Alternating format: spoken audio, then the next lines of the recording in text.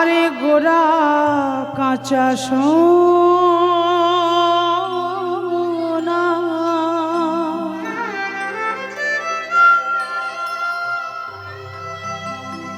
এতি নভুবন মাঝে যাহারে নাহি কো তুলনা নাহি গো তুলনা। আমার বৈষ্ণব মহাজনীরা আমার গৌর হরিকে সোনার সঙ্গে তুলনা করলেন। কোন সোনা?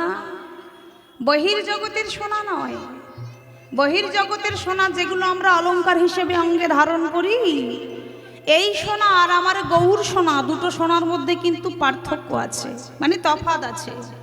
যেমন বহির্জগতের সোনাকে যদি কেউ আমরা একবার অঙ্গে ধারণ করি, বলুন তো মা, এত তো আমরা সোনার অলংকার পরি, সদা সর্বক্ষণ সোনা পরে আমরা ঘুরে বেড়াই, বলতে পারবেন এই সোনা পরার পরেও কি আমাদের মধ্যে কোনো পরিবর্তন আসে?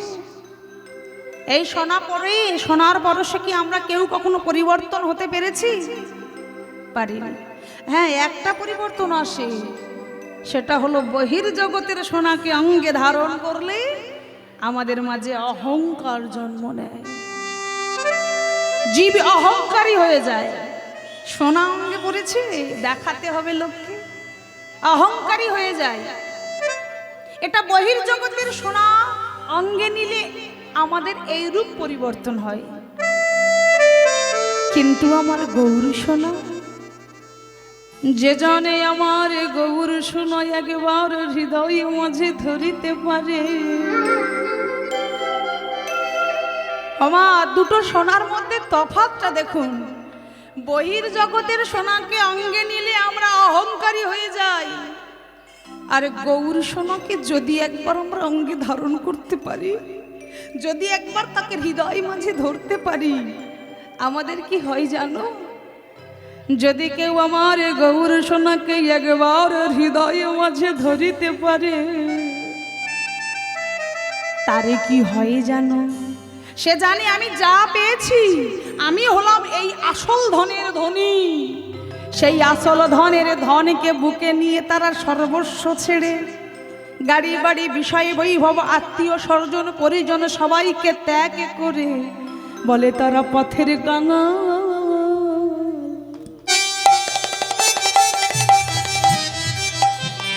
কাঙাল হয়ে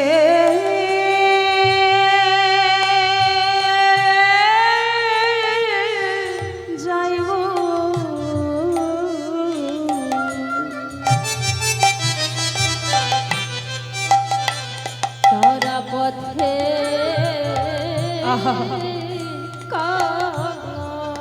হরি বল।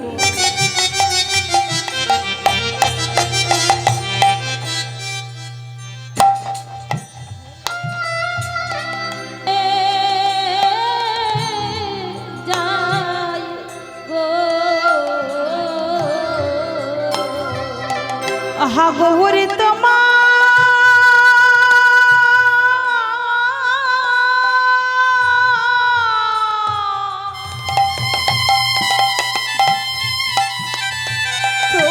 হলো বলে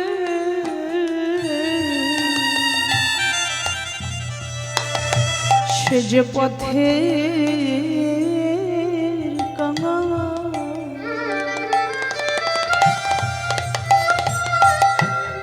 কাঙাল হয়ে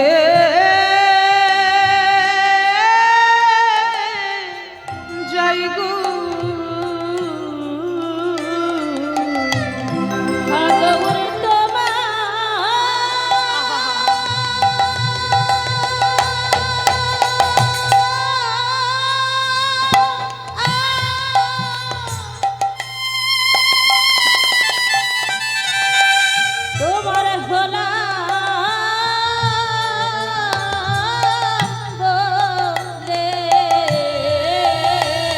বলে সে যে পথের কাঙাল হয়ে যাই গো।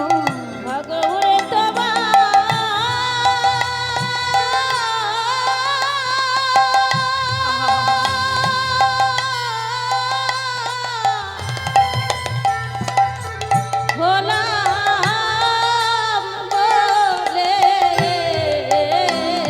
সে যে গৌর বিনা আরে জানে বলে হা গৌর তোমার হলাম বলে চোখের জলে বুক ভাসিয়ে সে যে নয়ন জলকে সার করে নিতাই গৌর হরি বল হরি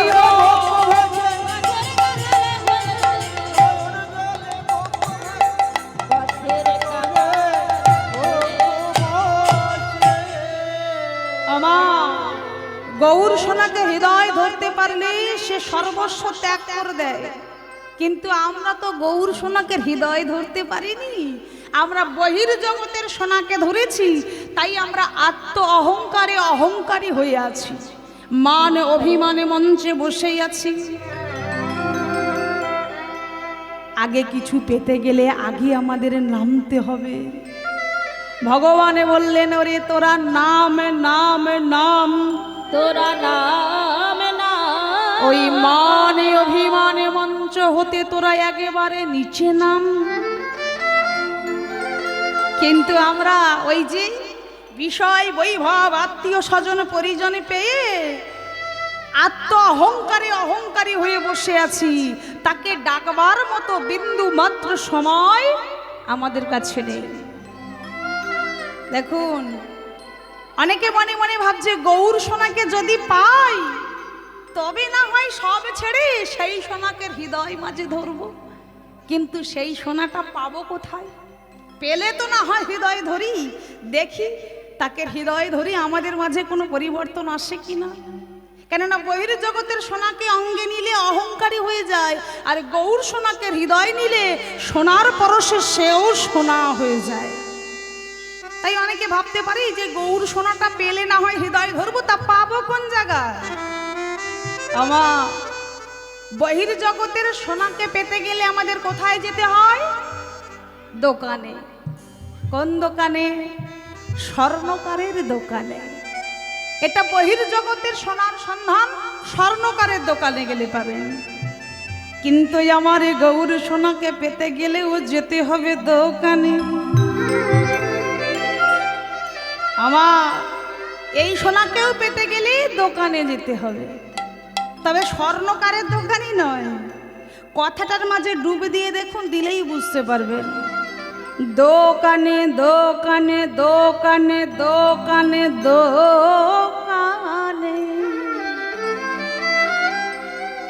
গুরুদেবের বদনে আর শিষ্যের দোকানে বলে সোনাতে মেলে গো, সোনাতে মেলে গো, সোনাতে মেলে গো, সোনাতে মেলে গো, এনা গৌর কাঁচা সোনা সোনাতে মেলে গো, এনা গৌর কাঁচা সোনা সোনাতে মেলে গো, আমার গৌর কাঁচা সোনা সোনাতে মেলে গো, আমার গৌর কাঁচা সোনা সোনাতে মেলে গো। আমায় এ থেকে বোঝা গেল কি না, গৌর হরি হলো বিষয়। এই যে আমরা অর্থ অলংকার এগুলোকে বিষয় ভেবে আগলে ধরে বসে আছি, এ বিষয় নয়। গৌর হরি হলো বিষয়, আরে গুরুদেব হলেন আশ্রয়। যে জানে আমার গুরুচরণ আশ্রয় করিতে পারে, তাহলে সেই অনায়াসে গৌর রূপী বিষয়কে ধরতে পারে। আগে তোমায় গুরুচরণ আশ্রয় হতে হবে, কেননা গুরু কৃপা না পেলে ওই গৌর রূপী বিষয়টাকে তুমি কখনো ধরতে পারবে না। তাই তো বললেন আগে তোরা আয়। কে বলতে পারে কার কখন ডাক আসবে কেউ জানি না। আমরা অনেকে আমার গুরুর চরণ আশ্রয় নিইনি। আচ্ছা, এখানে তো অনেক ভক্ত আছেন, গুরু দীক্ষা হয়েছে? কার কার হয়েছে একটু হাত তুলুন দেখি। বা অনেকেরই হয়েছে। যার যার হয়নি অবশ্যই দীক্ষা মন্ত্র গ্রহণ করবেন, কেননা গুরু কৃপা যদি না করে আপনি যতই কণ্ঠে তুলসীর মালা ধারণ করুন, যতই তিলক নিয়ে 3 বার তার সেবা দিন না কেন, আপনার ডাক তার কান পর্যন্ত পৌঁছাবে না, সে আপনার কাছে আসতে পারবে না। কারণ গুরু যদি কৃপা করে তবেই আপনি কৃষ্ণের কৃপা পাবেন, আর গুরু যদি আপনাকে কৃপা না করে তাহলে এ জন্মেও তুমি আর ভগবানের কৃপা পাবে না, এই জন্মটা হয়ে যাবে বৃথা। তাই তো থাকতে সময় আয়না ছুটে, মায়া মোহের বাঁধন কেটে, ওই যে রবি বসল পাটে, কে বলতে পারে কার কখনো বেলা ডুববে, কেউ জানি না। আমার সময় থাকতে ভজন সাধন করতে হবে। আমরা অনেকে মনে মনে ভাবি এখন আমার সময় হয়নি, সময়টা হোক তারপর না হয় ভগবানের চরণে একটু মতিগতি হবে। এখন অল্প বয়স, ভগবানের ডাকার মতো সময় হয়নি। ডাকবি যদি ভগবানকে সকালে সকালে ডাক। আমার সকালবেলা মানে হলো আমাদের শিশুকাল, মধ্যাহ্নকাল মানে দুপুরবেলা হলো আমাদের যৌবনকাল, আর সন্ধ্যাবেলা হলো আমাদের বার্ধক্যকাল অর্থাৎ বৃদ্ধকাল। ওই যে বলে না মা, তুলবি যদি সানা মাখন সকালে সকালে তোল, বেলা হলে আর মাখন উঠবে না। যদি সকাল সকাল তাকে ডাকো তবে তো মধ্যাহ্নকালে মানে যৌবনে তাকে পাবে, মন ভরে তার সেবা দেবে। আর ডাকতেই যদি যাও তুমি সন্ধ্যাবেলা, তখন তুমি ডাকবে কখন আর সে কৃপা করবেই বা কখন? তার আগেই তো তুমি হরিবোল হয়ে যাবে। কেউ বলতে পারি না কার কখন দিন আসবে। তাই সময়ে থাকতে ভজন সাধন করব। আমা দেখুন, এই বার্ধক্যকালে আমাদের সব কটা দাঁত কি থাকবে গো? থাকবে না। এত সুন্দর বদন পেয়ে, এত সুন্দর চলার শক্তি, কথা বলার শক্তি, দেহে বল আছে, আপনি তার জন্য সেবা দেওয়ার জন্য আপনি পরিশ্রম করে সব করতে পারবেন। কিন্তু বার্ধক্য মানে বৃদ্ধ হয়ে গেলে না থাকবে চলার শক্তি, না থাকবে সেবা দেওয়ার শক্তি, না থাকবে বলার শক্তি। তখন আপনি হরি বল বলবেন, মুখ থেকে বেরিয়ে আসবে হবি বল, মানে ঠিক করে আপনি ভগবানকেও ডাকতে পারবেন না। আর তখন আপনি ভজন সাধন করবেন বলেই এখন থেকে তুলে রেখেছেন। আর এখনকার তো নিঃশ্বাসের দিয়ে বিশ্বাস নেই। আজ এই হরিনাম শুনছেন, আমার কলিযুগের মানুষের যেমন ধৈর্য শক্তি কম, তেমন পরমায়ু কম। এই হরিনাম শুনে বাড়ি গিয়ে ঘুমিয়ে পড়লেন, যদি ঘুম ভাঙে তবেই তো সকাল, আর যদি না ভাঙে একেবারে পরকাল। কেউ জানে না কার কখনো ডাক আসবে। তাই তো এখনো সময় আছে, এক বিন্দু সময় নষ্ট করো না। দিন থাকিতে দীনবন্ধুর নাম করো, কারণ সেই পারবে তোমাদের পার করে দিতে। আমাদের ভালো করবে বলে স্বয়ং ভগবান নিজে চলে এলো কলিযুগে। তিনি নিজে এসে কলি হতো জীবের দাঁড়ে দাঁড়ে গিয়ে, জীবের হাতে ধরে জীবের সামনে ধুলাইয়ে গড়াগড়ি দিয়ে বলে, ওরে তোরা নাম বল, কেননা নাম ছাড়া তোদের তো আর কোনো গতি নাই রে, গতি নাই রে। মহাপ্রভু ভক্তদের সম্মুখে দুটো বাহু তুলে তিনি নাম গাইছেন, আর বদনে বলছে কি গো, নাম ভজন আমি চিন্ত, নামে করো নামে ভজন আমি চিন্ত, নামে করো নাম ভজন আমি চিন্ত, নামে করো নামে ভজন আমি চিন্ত, নামে করো নাম বিনা কলি যোগের গতি নাহি। নামে বিনা কলি যুগে গতি নাহি। আমরা কি জানি, যার ধন আছে সেই হলো ধনী, যার মান আছে সেই হলো মানি, যার জ্ঞান আছে তাকেই বলে জ্ঞানী, যে পাণ্ডিত্য অর্জন করেছে তাকেই বলে পণ্ডিত। ওমা এসবে কিন্তু ঈশ্বর প্রাপ্তিতে কাজে লাগবে না। সে ধনেই বলুন, মানেই বলুন, আর জ্ঞানেই বলুন, আর পাণ্ডিত্যে বলুন, এসবে ঈশ্বর ভক্তিতে কাজে লাগে না। ঈশ্বর প্রাপ্তির জন্য আগে যেটা তোমার প্রয়োজন সেটা হলো তোমার অন্তরের শুদ্ধ ভক্তি। কেননা ভক্তিতে না করিলে যেমন আবাদে ভূমিতে শস্য ফলে না। আপনি যদি ভক্তি ভরে চাষ না করেন, বলুন ওই চাষ করে এসে খালি চলে এলেন, ফসলের প্রতি কোনো খেয়াল রাখলেন না, আর যখন ফসল তোমার তোলার সময় হলো বিঘে প্রতি যদি 50 বস্তা ধানের আশা করেন, পাবেন? পাবেন না। আগে তো আপনাকে ভক্তি ভরে চাষটা করতে হবে। তাই তো বললেন ভক্তিতে না করিলে যেমন আবাদে ভূমিতে শস্য ফলে না। হরিনাম শুনতে এসেছেন 3 ঘন্টা কেন? ভক্তিতে যদি না শ্রবণ করেন, নয়ন কোনো দিন গলে না। নয়ন কোনো দিন গলে না। যদি অন্তরে আপনার ভক্তি থাকে, মা আপনি বুঝতেই পারবেন না কখন আপনি আপনার নয়ন হতে অশ্রুধারা বিগলিত হবে। এটা তবে আত্মীয় স্বজন পরিজন মানে ছেলে স্বামী এদের জন্য নয়, এটা কেবল ভগবানের জন্য।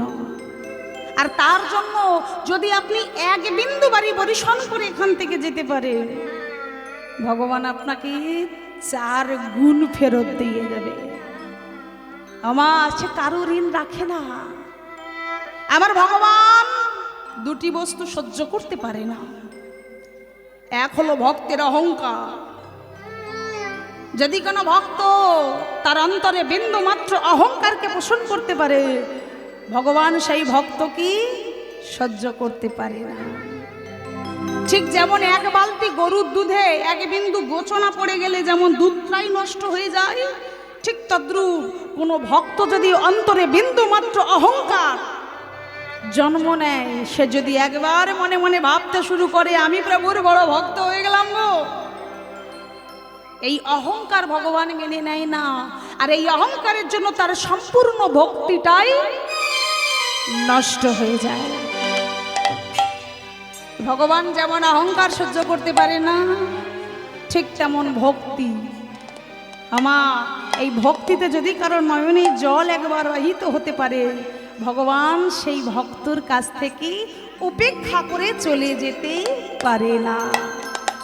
ভক্তের নয়নে বাড়ি ভগবান ভালোবাসেন। তাই তো আজ ভগবানে বললেন ভক্তিতে না করিলে যেমন আবাদে ভূমিতে শস্য ফলে না। ভক্তিতে না করিলে শ্রবণে নয়ন কোনো দিন গলে না। আজ মহাপ্রভু আমারে কলিহত জীবের দারে দারে গিয়ে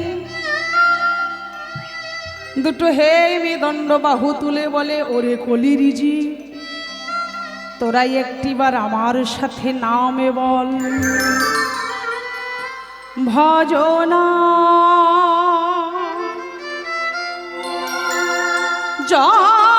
জপনা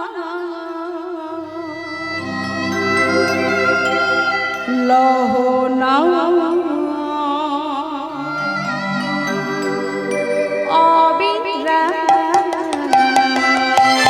ভজনা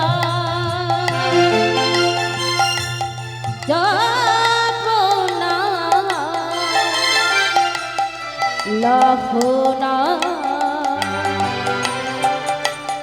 অবিরা ভজনা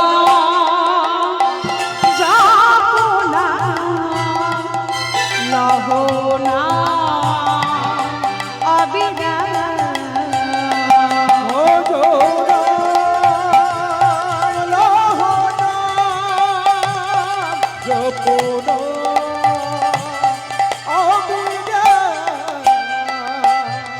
একবারে বাদনে ভোরে হরি বল লৌহ কৃষ্ণ একবার হরি বলে নামে বলো জপয় বীরা। একেবারে বদনে ভোরে তোমরা হরি বল লহ কৃষ্ণ একবার বদন ভোরে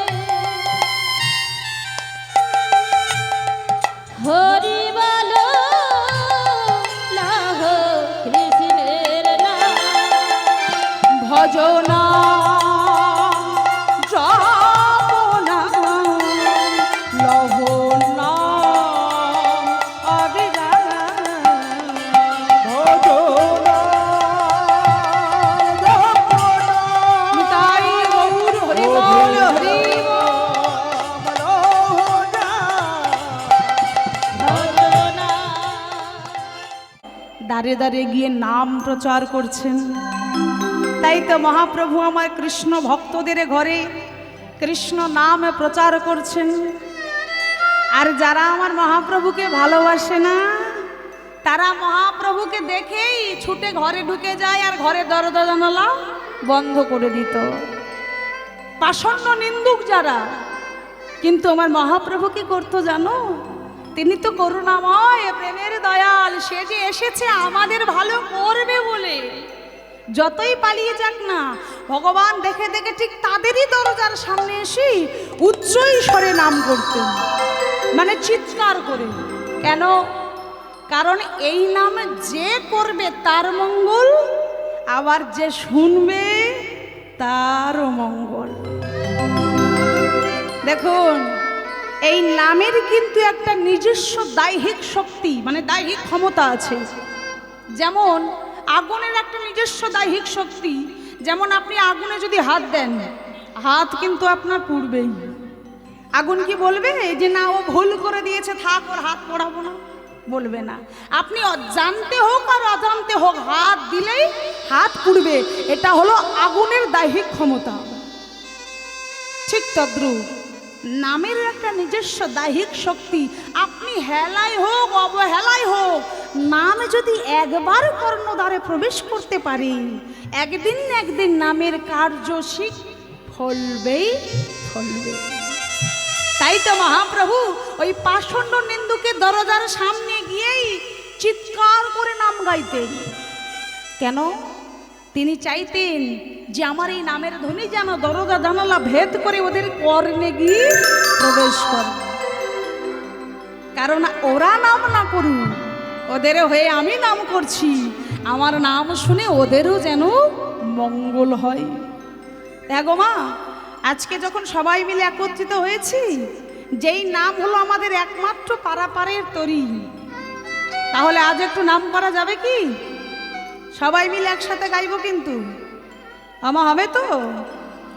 এটা হলো ভগবান শ্রীকৃষ্ণের সব থেকে প্রিয় মাস, দামোদর মাস। অর্থাৎ ভগবানকে মাতা যশোমতী দড়ি দিয়ে শক্ত করে বেঁধেছিলেন, আর এই মাসেই ভগবানের দাম বন্ধন লীলা করেছিলেন। আর এটি হলো ভগবানের সব থেকে প্রিয় মাস। এই মাসে অন্যান্য মাসে ভগবানকে ডাকলে যতটা না কৃপা পাওয়া যায়, এই মাসে ডাকলে তার দ্বিগুণ কৃপা পাওয়া যায়। তাই তো আমরা অনেকেই বলি এটা হলো ডিসকাউন্ট মাস। অন্য সময় ডাকার সময় পাও আর না পাও, এই সময় ডেকে নাও। এই সময় তাকে ডাকলেই অনায়াসে তার কৃপা পাওয়া যায়। দেখো মা, ভগবানের সম্মুখে দীপদান করেন তো? করেন। কিন্তু জানেন তো দীপদানের নিয়ম আছে, হয়তো অনেকেই জানেন, তবুও বলে রাখি।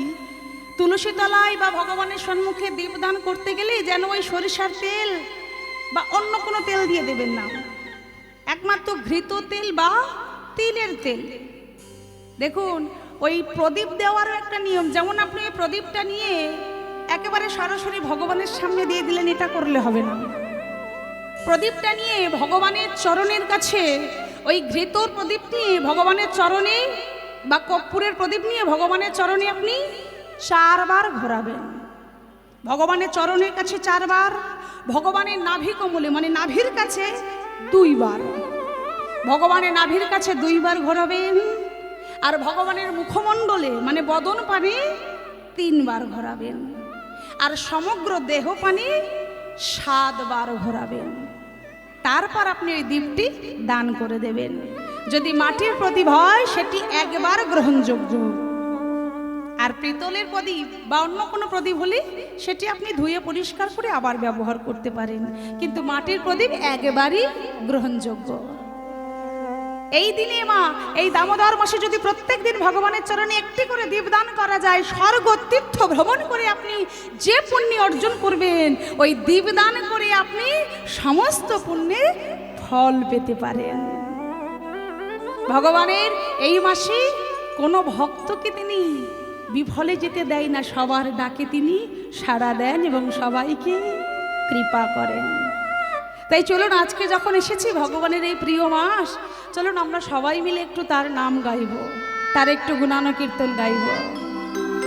তাই সবাই মিলে দুটো হাত তুলুন দেখি, আর সবাই একসাথে কিন্তু গাইব মা, হাত নামালে হবে না। হ্যাঁ, আমার মহাপ্রভু চৈতন্য মহাপ্রভু তিনি দুটো বাহু তুলে নাম গাইতেন। চৈতন্যের জগতে হাত নামিয়ে অচৈতন্যের মতো নাম গাইলে হবে? দুটো বাহু তুলে গাইতে হবে। হরে কৃষ্ণ হরে কৃষ্ণ কৃষ্ণ কৃষ্ণ হরে হরে হরে রাম হরে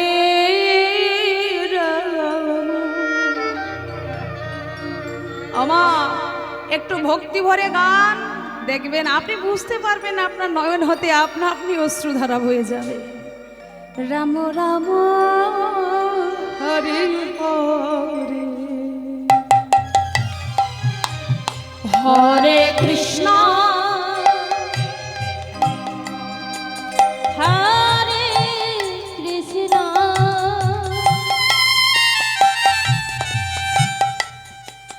কৃষ্ণ কৃষ্ণ হরে হরে হরে রাম হরে রাম রাম হরি বল। হরে আমার সবাই বলছেন তো? আচ্ছা, সবাই ভোরবেলা নগর পরিক্রমায় বেরোন তো? এখানে বের হয় তো? বের হন না? কি সর্বনাশ! ওমা, এমন সোনার সুযোগকে হেলায় হারাবেন না।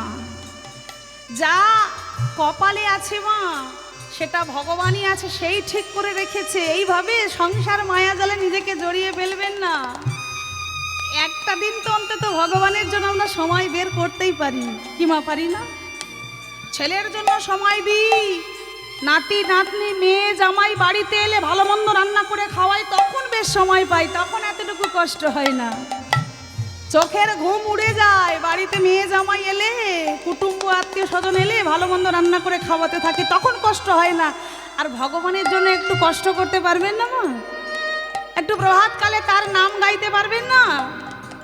ও মা, এখনো যে কটা দিন বাকি আছে, যদি পারেন হাতে ধরে পায়ে ধরে অনুরোধ করে বলবো, সবাই মিলে অন্তত খোল করতাল বাজিয়ে একটু নাম গাইতে গাইতে যাবেন। আপনি দেখবেন একদিন হয়তো দুজন যাবে, 2 দিনের দিন 4 জন যাবে। আস্তে আস্তে দেখবেন এই নামের যে কি আনন্দ, যে একবার এই নামের মাঝে ডুবতে পারবে সেই বুঝবে। একদিন আপনি যাবেন, একটু সবাইকে 2-5 জনকে এক জায়গায় করে একদিন বেরোবেন, তারপরে আপনি লক্ষ্য করে দেখবেন ওই 2 দিন যেতে না যেতে সমস্ত গ্রামবাসী আপনার সাথে বেরিয়ে পড়েছে। যে একদিন যাবে সে তার আনন্দটা অনুভব করতে পারবে, কারণ নামের মাঝে যে সুখ পাওয়া যায় সংসার থেকে আপনি সেই সুখ পাবেন না। এসি ঘরে আর দারলোক খাটে ঘুমিয়েও সে সুখ পাওয়া যায় না, যেটা এই নামের মাঝে পাওয়া যায়। তাই যদি যে কটা দিন আছে যদি পারেন করেন তো খুবই ভালো, আর না হলে সবাই মিলে এখন থেকে পরিকল্পনা করে রাখুন, আগামী বছর যেন সবাই মিলে মন প্রাণ উজাড় করে গ্রামে গ্রামে দুয়ারে দুয়ারে নাম গাইতে পারেন। আমার টাকা সঙ্গে যাবে না, এসেছেন একা যাবেও একা, কর্মফলটা কিন্তু আপনার থেকে যাবে মা। তাই এটুকু আপনি করবেন, দেখবেন ভগবান আপনার দিকে ঠিক মুখ তুলে তাকাবেন। কারণ এই যে বললাম না, এটাই হলো তার সব থেকে প্রিয় মাস। এই মাসে সে কাউকে বিফলে যেতে দেয় না। তাই দুটো হাত তুলুন, সবাই একসাথে বলুন, হরে কৃষ্ণ হরে কৃষ্ণ কৃষ্ণ কৃষ্ণ হরে হরে হরে রাম হরে রাম রাম রাম হরে হরে। হরে কৃষ্ণ কৃষ্ণ কৃষ্ণ হরে হরে, হরে রাম রাম রাম হরে হরে। হরে কৃষ্ণ কৃষ্ণ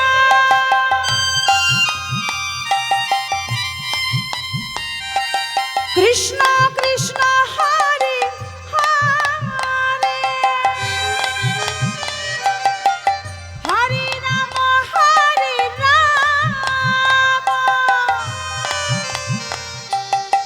রাম রাম হরে হরে।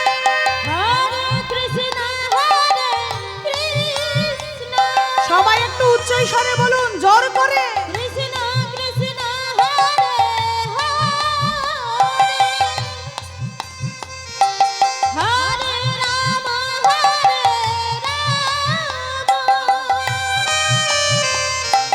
রাম রাম হরে হরে। হরে কৃষ্ণ কৃষ্ণ কৃষ্ণ হরে হরে, হরে রাম রাম রাম হরে হরে। হরে কৃষ্ণ কৃষ্ণ বাবা, দুটো হাত তুলে, বাহু তুলে। হরে রাম রাম হরে হরে। হরে কৃষ্ণ কৃষ্ণ কৃষ্ণ হরে হরে, হরে রাম রাম রাম হরে হরে। হরে কৃষ্ণ কৃষ্ণ কৃষ্ণ হরে হরে, হরে রাম রাম রাম হরে হরে। হরে কৃষ্ণ কৃষ্ণ কৃষ্ণ হরে হরে, হরে রাম রাম রাম হরে হরে। হরে কৃষ্ণ কৃষ্ণ কৃষ্ণ হরে হরে, হরে রাম রাম রাম। নিতাই গৌর প্রেমানন্দে হরি বল হরি বল। আজ ভগবান আমাদের ভালো করবে বলি দাঁড়ে দাঁড়ে এসে তিনি এই নাম প্রচার করে গেলেন। তাই সবার কাছে আমার একটাই অনুরোধ, আগামী বছর যেন সবাই এটা চালু করেন। দেখুন, আমাদের গ্রামে একটা কথা না বললে নয়। আমার বিবাহের পর যখন শ্বশুরবাড়িতে যাই, গিয়ে দেখি আমাদের গ্রামে কার্তিক মাসে কোনো নামের প্রচার হতো না। তো গ্রামের মেয়ে বউরা মিলে ঠিক করেছে যে আমরা নামের প্রচার করব, কিন্তু গান গাইতে জানি না, মানে লজ্জা পাচ্ছে, যেমন হয় আর কি। বাড়ির বউরা তো লজ্জা পাচ্ছে, খোলও কেউ ঠিকঠাক বাজাতে পারে না, বলছে কোনো রকমে হয়তো চড় চাপড় দিয়ে যেতে পারবো, কিন্তু গাইবে কি? তাই কোনো রকমে যখন সবাই একত্রিত হলো, সবাই যখন জানলো যে বউটা নতুন বিয়ে হয়ে এসেছে, সে আমাদের পাড়ায় গান গাইতে পারে, হরিনামে মানে কৃষ্ণ নাম গাইতে পারে, যখন ওই বউটাকে বরং ডাকলে যদি আমাদের একটু শিখিয়ে টিখিয়ে দেয় আর কি। তো যখন সবাই আমাকে ডেকে নিয়ে গেল, আমি তো অবাক হয়ে ভাবলাম যে এত বয়স্ক মানুষ, তারা আমার কাছে গান শিখতে চাইছে, শুধু কৃষ্ণ নাম শিখবে। আমি বললাম তোমরা গাওয়ার চেষ্টা করো, নিশ্চয়ই পারবে, কিন্তু বলছে আমাদের লজ্জা করে, তুমি একটু যদি শিখিয়ে দাও। তো কৃষ্ণ নাম গাইতে গেলে লজ্জা কিসের মা? যখন সবাই আসতে পেরেছে, গাইতে পারবে না, এর তো কোনো মানে হয় না। তারা সবাই মিলে যখন একবার কৃষ্ণ নাম গাইলো, কেউ মুখ থেকে হা কাটছিল না, সবার মুখ ধরে ধরে গালে হাত দিয়ে বলেছি হা করে বলো, দেখো ভিতর থেকে একটা আওয়াজ আসবে। আর যদি মনে মনে বলো, এই আওয়াজ কারোর কানে যাবে না। যখন এইভাবে শেখাতে থাকলাম প্রত্যেক দিন, যখন শেখাতে শেখাতে বেশ 10-15 দিন শেখানো হলো, তারপরে আর কাউকে শেখাতে লাগে না, তারাই উচ্চ স্বরে চিৎকার করে নাম গাইতে থাকে। এখন দেখলে আমার আনন্দ হয়। আমি যখন গানে গানে তো বাইরে থাকি, সবসময় বাড়িতে থাকা হয় না। যখনই বাড়িতে যাই, হয়তো রাত্রেবেলা বা ভোরের বেলা বাড়িতে ঢুকলাম, দেখলাম খোল করতাল নিয়ে বাড়ির বউরা সবাই চিৎকার করে নাম গাইতে গাইতে আসে, যেটা শুনে আমার আনন্দে বুকটা ভরে যায়। আর আমার বাড়িতে একটা রাধা মাধবের মন্দির আছে, আমার মন্দিরে তারা ঢুকবেই, চিৎকার করে নাম গাইবে, আমার মন্দিরে এসে তারা বাহু তুলে কীর্তন গাইবে। আমি উপর থেকে ঠিক দেখতে পাই যে আমাদের গ্রামের মায়েরা এসেছে, যেটা দেখে আমার বড় আনন্দ হয়। যে একদিন এরাই হা করতে পারতো না, আমি এদের জোর করে করে হা করা শিখিয়েছি। গালে হাত দিয়ে বলেছি হা করো, প্রত্যেকের কাছে উঠে উঠে গিয়ে বলেছি তুমি হা করো, হা করো, হা করে বলো, এমনভাবে শিখিয়েছি। আজকে তারা এত সুন্দর করে কীর্তন গায়, যেটা আপনারা দেখলে বুঝতেই পারবেন না যে দুদিন আগে এরা কথা বলতে পারতো না, লজ্জা পেত, কারণ ঘরের বউ তো এত সহজে সবার সামনে গান গাইতে সাহস পেত না। তাই আপনাদের কাছে অনুরোধ, এমন সুযোগকে হেলাই হারাবেন না। এখন গ্রামে গ্রামে ভগবান বলেছিলেন এই পৃথিবীতে যত আছে নগরাদি গ্রাম, সর্বত্র প্রচার হবে আমার এই মধুর হরিনাম। তাহলে আপনারা কেন পিছিয়ে থাকবেন? শুধু বছরে একবার হরিনাম দিলে হবে? ভগবানের নামের জন্য একটা মাস কষ্ট করতে পারবেন না? একটা মাস নিজেদেরকে সঁপে দেবেন তার চরণে, দেখবেন তার কৃপা আপনারা অবশ্যই পাবেন। তাই সবাই জোর করে বলুন তাই গৌর কৃষ্ণ প্রেমানন্দে হরি বল হরি বল। বাসুদেব ঘোষে কহে মনের হরে সে, মনের হরি সে এইবার লীলা গোরা চাঁদ করিলা প্রকাশে, করিলা প্রকাশে। ওগো বাসুদেব ঘোষে কহে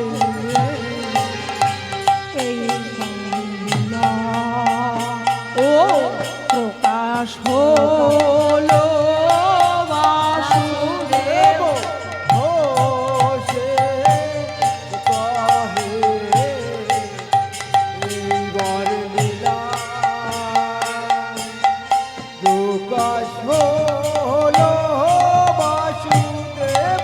তঙ্গ ধৈয়তনি খড়তনি ধৈয়া, তঙ্গ ধৈয়তনি খড়তনি ধৈয়া, ধৈয়া ধৈয়া খড়তনি খড়তনি তৈয়া, তৈয়া খড়তনি খড়ত ঝকট ঝকট ঝকট ঝাউ তকট তকট তকট তা ঋতক নক ধাদক নক ধাদক নক তকট ঝাউ ঝাউ দে কেন রতিকিতি ঝাউ দে কেন দি দি দি দি তট তট তট তট তো তো তো তো তট তট তট কিরতা কিদরে কটা গরে গনা ঝা গরে গনা ঝা গরে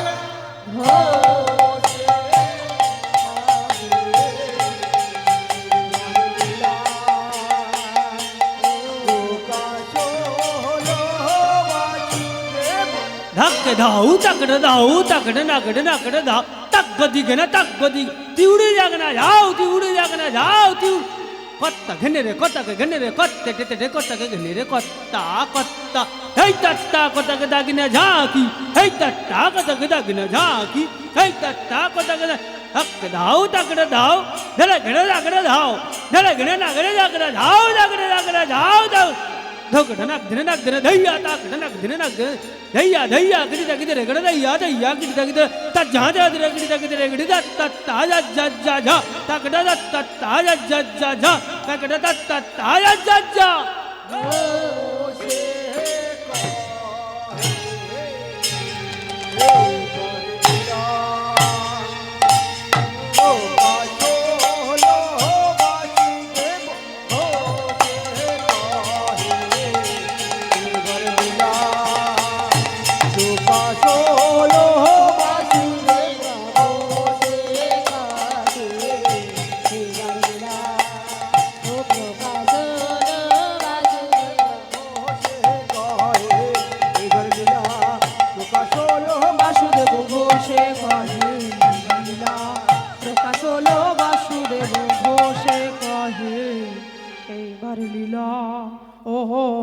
প্রকাশ হলো বাসুদেব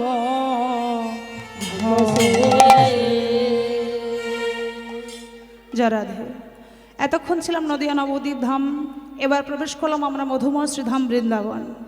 তো বৃন্দাবন যখন এসেছি মা, যার রাজ্য আগে তার নামে একটু জয় দিতে হবে। তা বৃন্দাবনে গেলে কি বলতে হয়? বাহ, এটা সবাই জানে, তাই তো?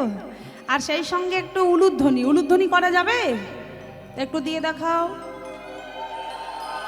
বাহ, আমার একটু জোর করে রাধার নামে একটু জয় দিন তো দেখি। বলো রাধা রানী কি, রাধা রানী কি, বৃন্দাবন ধাম কি, বৃন্দাবন ধাম কি। বাহ, আজকে মধুময় সুধাম বৃন্দাবনে আজকে আমরা যে লীলা আস্বাদন করব। এই যে আমরা কথায় কথায় বলি না যে মাগো ভগবানকে ডাকবো কি, সংসারী মানুষ তো, কারণ সংসারে যে থাকে সে তো মায়ার দাস। কেননা ছেলের মায়া, নাতির মায়া, পুতির মায়া, বিষয়ের মায়া, বৈভবের মায়া, সকাল থেকে রাত পর্যন্ত যতক্ষণ না ঘুমোতে যায় সারাক্ষণ খালি আমার আমার করে মরে। এটা আমার, ওটা আমার, শুধু আমার আমার করি। তাই অনেকেই মনে মনে আক্ষেপ করে বলি যে সংসারী তো, সংসারে কেবল মায়ার দাস হয়ে গেলাম, এ জন্মে বোধহয় আর কৃষ্ণের দাস হতে পারলাম না। এটা অনেক ভক্তের মনে আক্ষেপ। কিন্তু আজকে যে ভক্তের জীবনী আমরা আস্বাদন করব, সেই ভক্ত সংসারে থেকে ভগবানকে ডেকেছিল। সেই ভক্ত কখনো ভগবানের সামনে এক গ্লাস জলও খেতে দেয়নি, ছানা মাখনও খেতে দেয়নি। ছানা মাখন রাজভোগ তো দূরে যাক, একটা নকুল দানাও ভগবানকে দেয়নি। সে কি করতো জানো? সে হাতে করতো কাম, মানে হাতে কাজ করতো, আর মুখে বলতো নাম। অর্থাৎ নাম সেবা দিয়ে সে ভগবানের কৃপা পেয়ে গেল। শুধু কি তাই, ভগবান সেই ভক্তকেই তার হৃদয় মাঝে ঠাঁই দিয়ে দিল। দেখুন, নাম সেবা দিয়ে ভগবানের হৃদয় স্থান পেয়ে গেল। সংসারে থেকেও যে ভক্তের কথা বলছি সেই ভক্তের নাম হলো ভক্ত রুহিদাস। আমরা কি জানি, রুহিদাস একজন মুচি ছিল। মুচি, দেখবেন আমাদের হিন্দু সনাতন ধর্মে সব থেকে উঁচু জাত হলো ব্রাহ্মণ যারা, আর সব থেকে নিচু হলো মুচি যারা। কিন্তু এই ছেলেটি, এই রুহিদাস যে মুচির ঘরে জন্ম নিয়েছিল, এই মুচির ঘরে থেকেও সে ভগবানের কৃপা পেয়ে গেল। কেন? কারণ শাস্ত্রে আছে না যে মুচি হয়ে শুচি হয় যদি কৃষ্ণ ভজে, আর শুচি হয়ে মুচি হয় যদি কৃষ্ণ তেজে। কিন্তু জানেন তো মা, এই ভক্তই আগের জন্মে ব্রাহ্মণ কুলের সন্তান ছিলেন, মানে ব্রাহ্মণ পরিবার। মানে লক্ষ্য করে দেখুন, সব থেকে উঁচু জাতে জন্ম নিল, মানে ব্রাহ্মণ কুলে। কিন্তু তখন ছেলেটা ভগবানের কৃপা পায়নি। ছেলেটা ব্রাহ্মণ কুলে থেকে কি এমন অপরাধ করলো যার জন্য তাকে মুচির ঘরে চলে যেতে এলো? মুচির ঘরে তো গেল, এমনকি মুচির ঘরে এসেই সে ভগবানের কৃপা পেল, ব্রাহ্মণ কুলে যেটা পায়নি। তাই সেই লীলা আমরা আস্বাদন করব। তাই এটা শুনতে গেলে কিন্তু এক মন হয়ে শুনতে হবে, ওই আনমন হলে কিন্তু হবে না মা। আনমন হলে কিন্তু লীলার ভাব নষ্ট হয়ে যাবে। তাই পূর্ব জন্ম থেকে আমরা শুনবো যে কোন কর্মদোষে পড়ে ছেলেটাকে মুচির হলে বুঝতে পারবো যে কোন কর্মদোষে মুচির ঘরে গেল, আর ব্রাহ্মণ কুলে থেকে ভগবানকে না পেয়ে মুচির ঘরে গিয়েই ভগবানকে পেল। কেন পেল? এর কারণটা পূর্ব জন্ম থেকে আমরা আস্বাদন করব। তাহলে বুঝতে পারবো কেন রহিদাস মুচির ঘরে এসে ভগবানের কৃপা পেল। আমার জায়গাটার নাম হলো কাশীধাম। এই যে আপনারা জানেন তো তীর্থস্থান আছে না, গয়া, কাশী, বৃন্দাবন আমরা বলি। ওই কাশীধাম বেনারস, গ্রামের নাম হলো শ্রীচক। নামগুলো মনে রাখবেন, আমি কিন্তু একটু পরে জিজ্ঞাসা করব। আমার গ্রামের নাম হলো শ্রীচক। ব্রাহ্মণ পরিবার তো। আমার মায়ের নাম হলো সুদেবী, আর পিতার নাম হলো কৃষ্ণদাস। আর তাদের একটা ছোট্ট 5 বছরের ছেলে। আদর করে পিতামাতা সেই ছেলেটার নাম রেখেছিল প্রেমানন্দ। এটা পূর্বজন্মের, রুহিদাস নয়, এটা পূর্বজন্মের কথা। রুহিদাসের আগের জন্মের কথা হচ্ছে, মন দিয়ে শুনতে হবে, না হলে বুঝতে পারবেন না। এই ছেলেটা প্রেমানন্দ, ছোট্ট বয়স তো, 5 বছর তো। পিতামাতা ঠিক করলো যে এই ছেলেটাকে সুশিক্ষায় শিক্ষিত করতে হবে। কেন? কারণ ওই আগেকার নিয়ম আর এখনকার নিয়ম সম্পূর্ণ আলাদা। যেমন এখনকার দিনে সব কিছু সহজ হয়ে গেছে, আগে এত সহজ ছিল না সব কিছু। যেমন এই এখনকার দিনে আমরা কেউ যদি ব্রাহ্মণের ঘরে জন্ম নেয়, একবার যদি পৈতেটা মানে যজ্ঞসূত্র যদি গ্রহণ করে নেয়, আমরা তাকে ব্রাহ্মণ বলে মেনে নিই। কি মানেই না? ছোট বাচ্চা হলো, পৈতে গ্রহণ করেছে মানে ওকে ব্রাহ্মণ বলে মেনে নিই, ওকে দিয়ে পুজো পাঠ করানো যায়, পৈতে গ্রহণ করে নিয়েছে, এটা আমরা মানি। কিন্তু আগেকার দিনে এত সহজ ছিল না। তুমি ব্রাহ্মণের ঘরে জন্ম নিয়েছো বলে তোমায় ব্রাহ্মণ বলে মেনে নেবো, এত সোজা নয়। ব্রাহ্মণ হতে গেলে আগে তোমায় বেদ অধ্যয়ন জানতে হবে, শাস্ত্র পাঠ জানতে হবে, জ্ঞানী হতে হবে, পণ্ডিত হতে হবে, তবেই তোমাকে সমাজ ব্রাহ্মণ বলে মেনে নেবে। যতই তুমি ব্রাহ্মণের ঘরে জন্ম নাও, যদি তোমার মধ্যে শাস্ত্র জ্ঞান না থাকে, বেদ অধ্যয়ন করতে যদি না পারো, তোমাকে কেউ ব্রাহ্মণের স্বীকৃতি দেবে না, কেউ মেনে নেবে না তুমি ব্রাহ্মণ। তাই তো পিতা কৃষ্ণদাস ঠিক করলেন, ছেলেটা আমার ছোট, এখন থেকে ছেলেটা সুশিক্ষা শিক্ষিত করে বেদ অধ্যয়ন শাস্ত্র পাঠ করিয়ে ছেলেটাকে জ্ঞানী করতে হবে, পণ্ডিত তৈরি করতে হবে। তাই পিতার মাথায় একটাই চিন্তা, ছেলেকে কি করে সুশিক্ষা দেওয়া যায়। আমরা কি করি, ছেলে মেয়েকে ভালো শিক্ষা দেওয়ার জন্য নামি দামি স্কুলে ভর্তি করি, যার যত টাকা আসে তত দামি স্কুলে ভর্তি করি। কিন্তু আগেকার দিনে সব স্কুল পাঠশালা ছিল না, আগেকার দিনে ছিল গুরুদেবের আলয়। যেমন আমার ভগবান শ্রীকৃষ্ণ, তিনিও গুরুদেবের আলয় থেকে শিক্ষা লাভ করেছিলেন। আমার ভগবানের গুরুদেবের নাম হলো সন্দীপনী মুনি। ভগবানও গুরুদেবের আশ্রমে থেকে শিক্ষা লাভ করেছিলেন। তাই পিতা ঠিক করলেন, আমার ছেলেকে আমি গুরুদেবের আশ্রমে দেব, যাতে গুরুদেবের কৃপায় ছেলেটা আমার কৃষ্ণ ভক্ত হতে পারে। কিন্তু কোন গুরু? দেখুন, জগতে গুরুর কিন্তু অভাব নেই, কিন্তু আমাকে বুঝে নিতে হবে কোনটি হলো সৎ গুরু। কেননা এই কথাই আছে না, সৎ সঙ্গে স্বর্গবাস আর অসৎ সঙ্গে। তাই পিতা ঠিক করলেন, গুরু অনেক আছে, আমাকে যাচাই করে নিতে হবে, আমাকে ঠিকঠাক সন্ধান নিয়ে মানে খোঁজ খবর নিয়ে জানতে হবে যে ভালো গুরুর সন্ধান কোথায় পাওয়া যায়। এই বলে পিতা কৃষ্ণদাস চারিদিকে খোঁজ খবর করছেন যে ভালো গুরু কোথায় আছে, যে পারবে আমার ছেলেটাকে কৃষ্ণ ভক্ত তৈরি করতে, যে পারবে বেদ অধ্যয়ন শাস্ত্র পাঠ দিয়ে আমার ছেলেটাকে পণ্ডিত তৈরি করতে। আর ঠিক সেই সময় তিনি এমন একজনের সন্ধান পেলেন, যিনি তৎকালীন সময় মানে তখনকার দিনে একজন জ্ঞানী, এক কথায় মহর্ষি বললে চলে। যার বাক্য ছিল বলবান, সে যদি মুখ ফুটে একবার কিছু বলে দিত, তার বাক্য অক্ষরে অক্ষরে ফলে যেত। সেই গুরুর অনেক নাম, কারণ সেই গুরু ছিল একজন নিষ্ঠাবান ভক্ত। গুরুর এত নাম ডাক শুনে পিতা ঠিক করলো, ছেলেকে আমার ওই গুরুর চরণেই সঁপে দেব, ওই গুরুই পারবে আমার ছেলেকে কৃষ্ণ ভক্ত তৈরি করতে। তাই আর কোনো কথা নয়, প্রেমানন্দকে নিয়ে বললেন, প্রেমানন্দ চল, আজকে তোকে আমি গুরুদেবের আলয় রেখে আসবো। দেখুন মা, ওই যে আসা যাওয়া করবে এরকম নয়, গুরুদেবের আলয় থেকে শিক্ষা লাভ করতে হবে, খুব প্রয়োজন পড়লে বাড়ি আসবে, না হলে নয়। তাই ছোট্ট পিতামাতা চলে যাচ্ছে, তো ছোট্ট প্রেমানন্দ পিতামাতার চরণে প্রণাম করে আশীর্বাদ নিয়ে, গুরুজনার আশীর্বাদ নিয়ে ছেলেটা চলে যাচ্ছে গুরুদেবের আলোয়। ওগো আশীর্বাদ লইয়া পিতা মাতা গুরুজনে, আশীর্বাদ লইয়া পিতা মাতা গুরুজনে, ওগো আশীর্বাদ লইয়া পিতা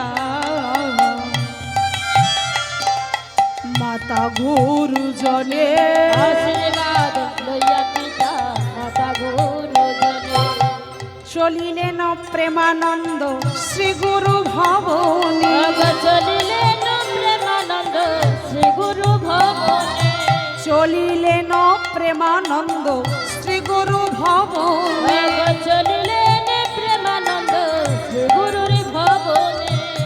আমার ছেলেটা যাচ্ছে মনে মনে বলছে, দেবে তুমি কৃপা করো চৈতন্য গোসাই, দেবে তুমি কৃপা করো চৈতন্য গোসাই, শ্রী গুরু চরণে মই পাই যেন ঠাই, আর শ্রী গুরু চরণে মন পাই যেন ঠাই, বলে শ্রী গুরু চরণে মই পাই যেন ঠাই, বলে শ্রী গুরু চরণে মন পাই যেন ঠাই, বলে আনন্দ ধরে না, আনন্দ ধরে না, আনন্দ ধরে না, আনন্দ ধরে না, প্রেমানন্দের মনেতেই আনন্দ ধরে না। প্রেমানন্দের মনেতে আনন্দ ধরে না। আমা প্রেমানন্দ ঠিক গুরুদেবের আশ্রমে এসেছে, ভালো করে লক্ষ্য করুন আমা, গুরুদেবের আশ্রমে যেই এসেছে পিতা ওই ছেলেটাকে গুরুদেবের আশ্রমে রেখে গুরুদেবের সাথে কথোপকথন মানে কথাবার্তা বলে এবার চলে যাচ্ছে, মানে ছেলেটাকে রেখে চলে যাচ্ছে।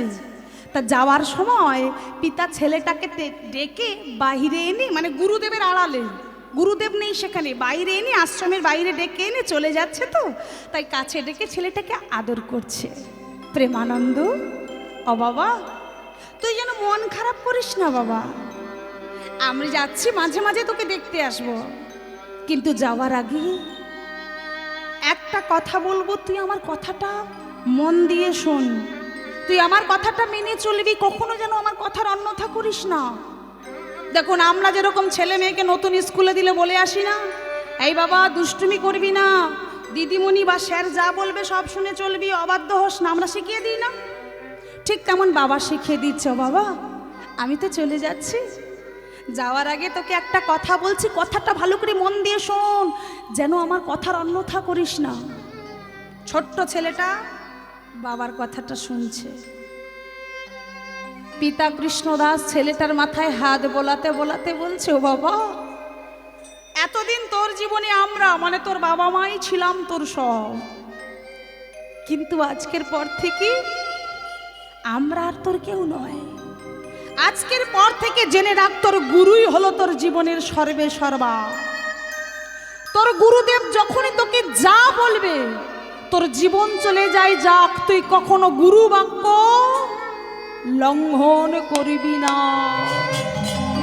কারণ শাস্ত্রে আছে গুরু কৃপা না করলে কৃষ্ণ কৃপা করে না। গুরু যদি কৃপা না করে এই জীবনটাই তোর বৃথা হয়ে যাবে।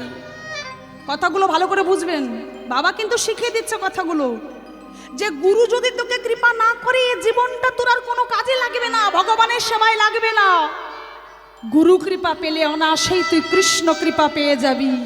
তাই নিজের জীবনের সর্বস্ব দিয়ে তুই গুরুদেবের বাক্য মেনে চলিস, গুরুদেবের সেবা করিস।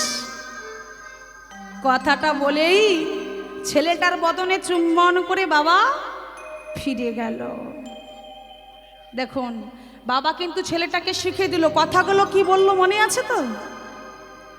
এইবার ছোট্ট প্রেমানন্দ দেখতে দেখতে 2 দিন আশ্রমে কাটিয়েছে। ঠিক 2 দিন যখন পার হয়েছে, একদিন রামানন্দ ব্রহ্মচারী ওই আশ্রমের বাইরে বেরিয়ে এসে দেখছে যে আশ্রমে যত শিষ্যরা আছে সবাই কোনো না কোনো কাজ করছে।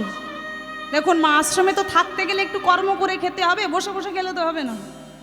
অনেকে তো বড়, তারা কেউ কেউ ওই গাছের ফুল তুলে আনছে গোবিন্দ সেবা দেবে বলে, কেউ কেউ আবার আশ্রমটাকে ঝাড়ু দিচ্ছে, কেউ কেউ আবার রাধা মাধবের সেবার জন্য জল এনে দিচ্ছে, কেউ কেউ আবার রাধা মাধবের বাসনগুলো মেজে পরিষ্কার করছে, মানে সবাই কোনো না কোনো কাজ করছে। এটা গুরুদেব আশ্রমের বাইরে বেরিয়ে সবার দিকে লক্ষ্য করে দেখছে।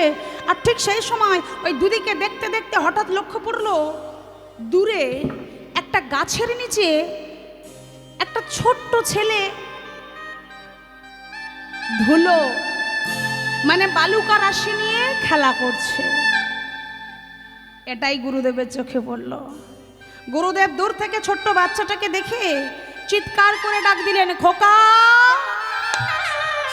এই খোকা, এদিকে আয় তো। আমার যেই বলেছে এদিকে আয়, ছোট্ট বাচ্চাটা বসেছিল তো দূরে, ওই ডাক শুনে পিছন ঘুরে একবার তাকিয়ে দেখছে যে গুরুদেব তাকে ডাকছে। ছেলেটা তাড়াতাড়ি করে হাতটা ঝাড়তে ঝাড়তে এসে দাঁড়িয়েছে। গুরুদেব, আপনি কি আমায় ডাকছেন? এই, কি নাম তোর? কি নাম? ছোট্ট ছেলেটা ভয় জড়সড় হয়ে বলছে, আগে গুরুদেব, কাল যে আমি আপনাকে বললাম। হ্যাঁ বলেছিস, আসলে আমার তো অনেক শিষ্য, এত নাম মনে রাখা যায় না। আরেকবার বল, কি জানো নাম তো? আগে গুরুদেব, আমার নাম হলো প্রেমানন্দ। বাহ, দেখেছিস আমাদের গুরু শিষ্যের নামের কতটা মিল। তোর নাম হলো প্রেমানন্দ, আর আমার নাম হলো রামানন্দ। গুরুদেবের নাম হলো রামানন্দ ব্রহ্মচারী। তাই তিনি ছেলেটাকে, ছোট্ট ছেলে তো ভয় পাচ্ছে দেখে আদর করতে করতে বলছে, হ্যাঁ রে বাবা, এই প্রেমানন্দ, তোর বাবা তোকে এখানে রেখে গেছে যাতে তুই বেদ অধ্যয়ন শাস্ত্র পাঠ শিখে সুশিক্ষা লাভ করে একজন জ্ঞানী হতে পারিস, একজন পণ্ডিত হতে পারিস। তা হ্যাঁ রে বাবা, ওই পড়াশোনা করবি, শাস্ত্র পাঠ করবি, আর অবসর সময় খেলা করে পার করলে হবে?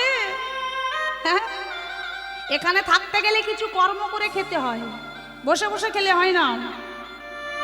যেমন দেখছিস আমার অন্যান্য শিষ্যরা করছে।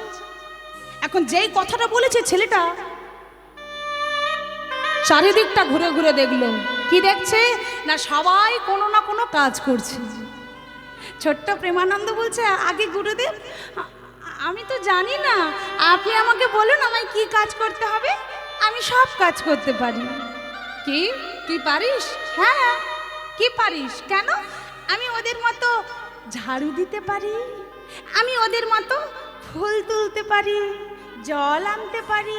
আপনি আমাকে যেই কাজ দেবেন আমি সেটাই করব।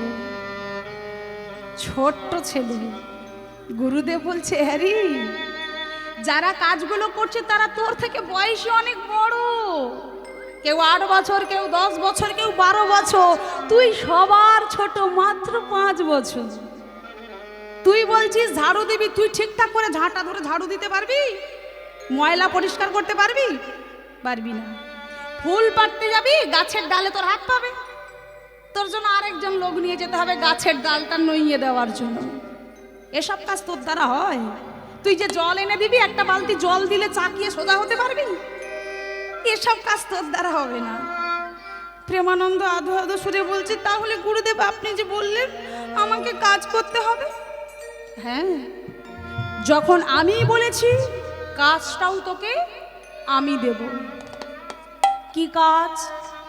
শোন, আমি তোর জন্য এমন একটি কাজের ঠিক করে রেখেছি যে কাজ আমি আজও পর্যন্ত কাউকে দিইনি, এই দায়িত্বটা কাউকে দিইনি, আজ আমি তোকে দেব। দাঁড়া, আমি আসছি। এই বলে ছেলেটাকে ওই মন্দিরের বারান্দায় দাঁড় করিয়ে রেখে গুরুদেব মন্দিরের ভিতরে প্রবেশ করলেন।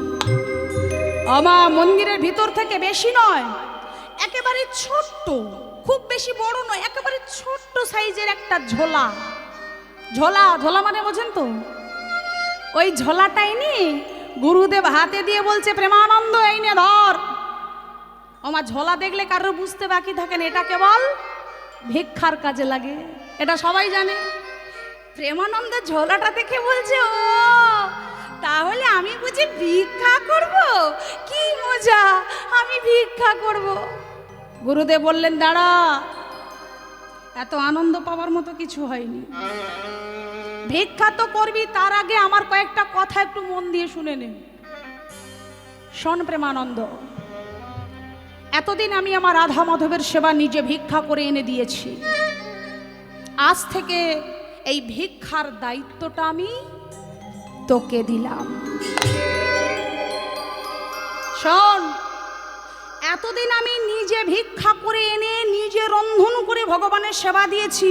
এবার থেকে আমি ঠিক করলাম সারা জীবন তো আর আমি বেঁচে থাকবো না। একদিন না একদিন আমার অবর্তমানে মন্দিরের দায়িত্ব তো কারো না কারোর হাতে সঁপে দিতে হবে। তুই হলি সবার থেকে ছোট, আর এতদিন তুই কোনো কাজ করিসনি, এবার তুই প্রথমবার যখন কাজের দায়িত্ব নিচ্ছিস, তাই আমি ঠিক করেছি আমার রাধা মাধবের সেবার দায়িত্বটা আমি তোর হাতে দেব। কিন্তু পুরোপুরি নয়, অর্ধেক। মানে তুই ভিক্ষা করে আনবি, আমি রন্ধন করে মানে অন্নগুলো তৈরি করে আমি ভগবানের চরণে নিবেদন করব। এইটুকু আমি করব, বাকিটা তুই করবি। মানে অর্ধেক তুই, অর্ধেক আমি।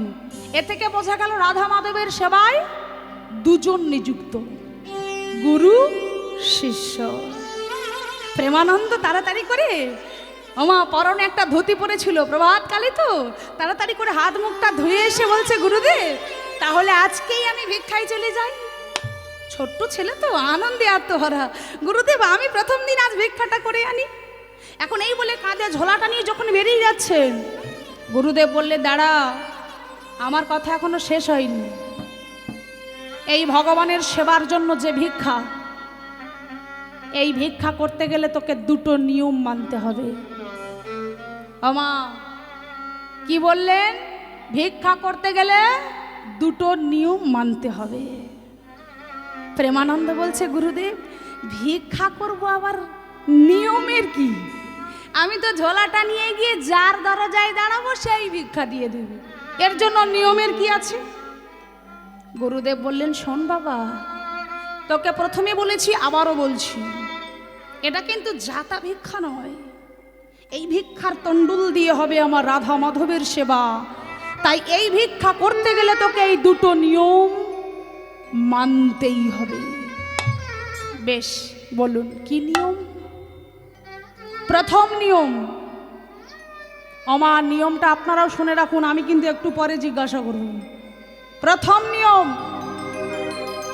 আমার গোবিন্দ সেবার জন্য তোকে মুষ্টি ভিক্ষা করতে হবে। আমা মুষ্টি ভিক্ষা মানে কি জানেন তো? মুষ্টি ভিক্ষা মানে হলো হাতের মুষ্টির মধ্যে যতটুকু তন্ডুল ধরবে সেই ততটুকু। তবে ওই সমস্ত গ্রাম ঘুরে ঘুরে মুষ্টি ভিক্ষা করলে হবে না, তোকে ঠিক গুনে গুনে 21টা বাড়ি থেকে 21 মুষ্টি চাল ভিক্ষা করতে হবে। 21 মুষ্টির বেশি না, আবার কমও না। এ থেকে বোঝা গেল কি মা, 21টা বাড়ি থেকে 1 মুষ্টি করে নিলে হয় 21 মুষ্টি। গুরুদেব বললেন, ও বাবা, একটি বাড়ি থেকে 1 মুষ্টির বেশি ভিক্ষা নেওয়া যাবে না। এটি হলো প্রথম নিয়ম।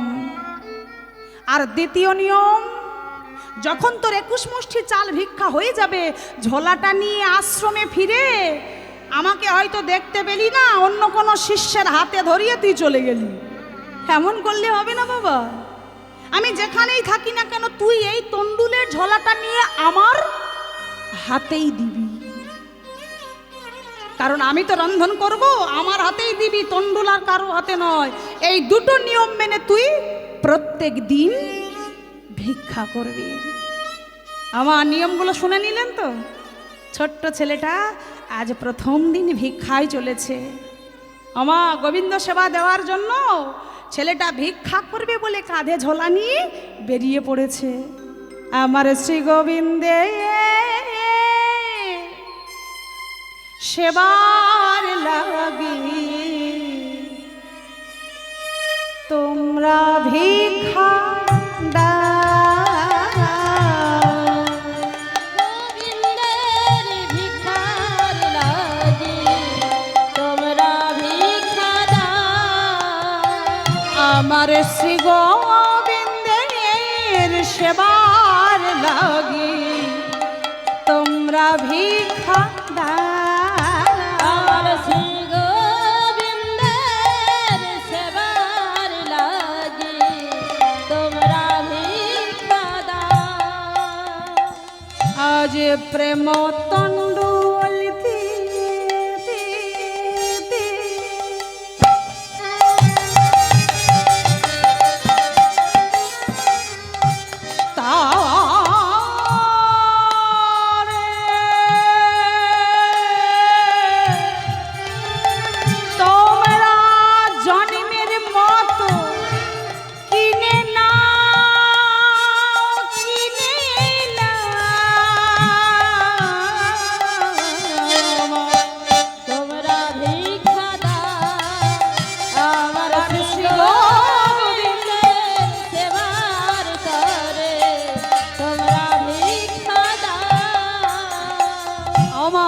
যেই ভিক্ষা চাইছে তো মানে রাস্তা দিয়ে হেঁটে হেঁটে যাচ্ছে আর ভিক্ষা চাইতে চাইতে যাচ্ছে, মায়েরা বেরিয়ে বলছে, এই এদিকে শোন শোন, ও মা, আমাদের বাড়িতে এরকম ছোট্ট বাচ্চা এলে আমরা জিজ্ঞাসা করি না, হ্যাঁ রে তুই এই বয়সে ভিক্ষা করছিস, তুই পড়াশোনা করিস না, তোর বাবা মা কেমন তোকে দিয়ে ভিক্ষা করায়, কি মা আমরা বলি না? ঠিক তেমন ওই মায়েরাও বলছে, হ্যাঁ রে এতটুকু ছেলে তুই ভিক্ষা করছিস, তোর বাবা মা তোকে ছেড়ে দিল, এইটুকু বয়সে ভিক্ষা করিস আর তোর ভিক্ষা করার তন্ডুল তোর বাবা মা বাড়ি বসে বসে খায়, কি রে তুই ভিক্ষা করতে পেরেছিস কেন, তোর বাবা মা তোকে পাঠিয়েছে? এখন ছোট্ট প্রেমানন্দ আধো আধো সুরে বলছে, ও মা না না তোমরা ভুল করছো, আমি আমার বাবা মার জন্য আসিনি, তাহলে কার জন্য এসেছিস? কার জন্য এলাম জানো? নিজের লাগি চাই না কিছুই,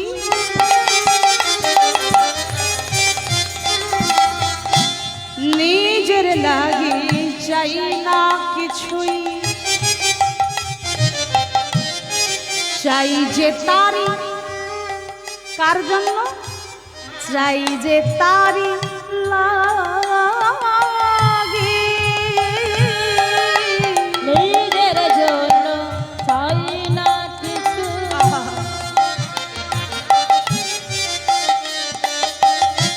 চাই যে তারি লাগে,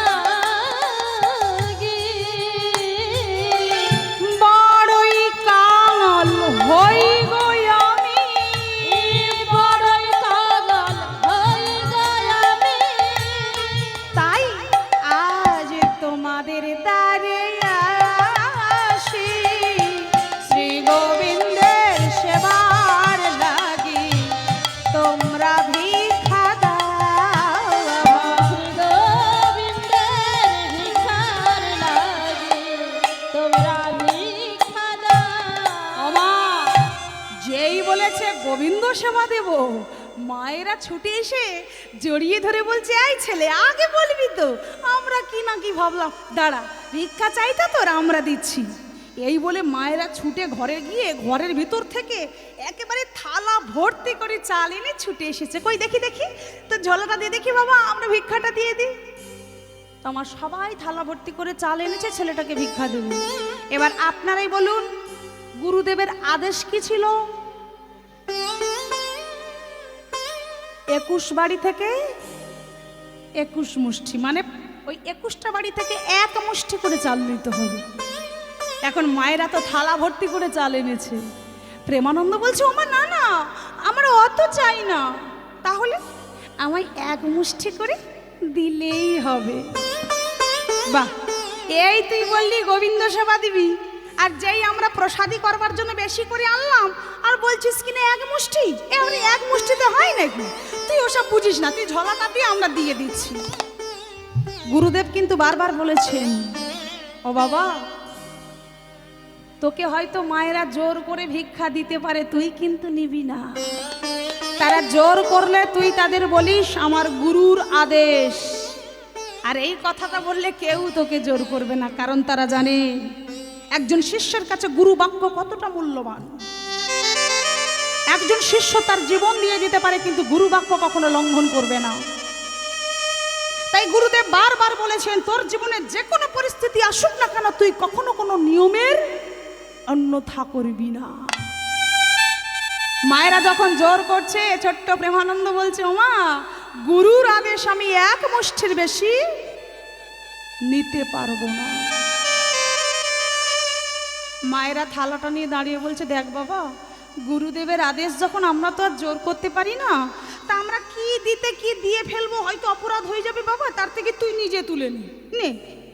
এখন থালাটা বাড়িয়ে দিচ্ছে, আর প্রেমানন্দ তার এই ঝোলাটা এগিয়ে ঠিক গুনে গুনে 21টা বাড়ি থেকে ওই ছোট্ট ছোট্ট হাতে 1 মুষ্টি চাল ঝোলার মধ্যে নিয়ে নিল, আর এমনি করে 21টা থালা থেকে 21 মুষ্টি চাল নিয়ে ছোট্ট প্রেমানন্দ ঝোলাটাকে ভালো করে শক্ত করে বেঁধে বুকের মাঝে জড়িয়ে ধরি ফিরে গেল আশ্রমে।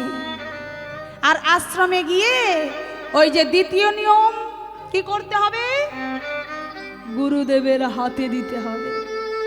গুরুদেব রন্ধন করবেন বলে মানে রান্নার সামগ্রীগুলো জোগাড় করছে আর প্রেমানন্দ ঝোলাটা নিয়ে গুরুদেবের হাতে দিয়ে দিলেন।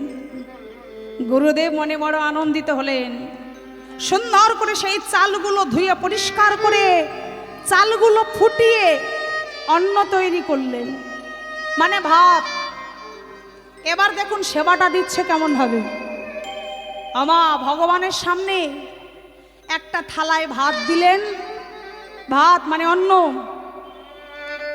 বাটিতে দিলেন ব্যঞ্জন মানে তরকারি সাজিয়ে দিলেন, সুন্দর করে নৈবেদ্য সাজিয়ে ভগবানের সম্মুখে নিবেদন দিলেন, ধূপ দ্বীপ জ্বালিয়ে দিলেন, সম্মুখে একটা আসন পেতে দিলেন, আর আসন পেতে দিয়ে মন্দিরের দরজাটা বন্ধ করে দিলেন। আমরা যখন সেবা দিই ভগবানের চরণে আমরা কি করি মা? সেবা দেওয়া হয়ে গেলে আমরা চলে যাই। কিন্তু বলুন, আপনি যদি খেতে বসেন আর আপনার সামনে যদি সারাদিন ওই এঁটো থালাগুলো পড়ে থাকে, আপনার কি ভালো লাগবে? তাহলে ভগবানের বেলায় করি কেন? একবার যাব তাই সময় পাই না নাকি, আবার দুবার ধরে। দেখুন, সেবা দিতে গেলে আপনি ওই যে ভগবানকে সেবা দিলেন, কয়েক মিনিট পর গিয়ে ওই এঁঠো থালাগুলো সম্মুখ থেকে তুলে নিতে হয়। সারাদিন এভাবে ফেলে রাখতে নেই। কিন্তু আমরা কি করি? ওই সারাদিন পার করে সন্ধ্যাবেলা সন্ধ্যা দিতে যাই, তখন গিয়ে তুলি। এমন করা কিন্তু উচিত নয়। তাই কি করলেন রামানন্দ ব্রহ্মচারী? ওই মন্দিরের সম্মুখে সেবা দিয়ে মন্দিরের বাইরে দরজা বন্ধ করে দরজার বাইরে দাঁড়িয়ে দাঁড়িয়ে ইষ্ট নাম জপ করতেন। আর বেশি নয়, মাত্র কয়েকটা মিনিট যেই পার হয়ে যেত, সঙ্গে সঙ্গে তিনি হাতে 3টে তালি দিয়ে মন্দিরের দরজা খোলে। আমায় যে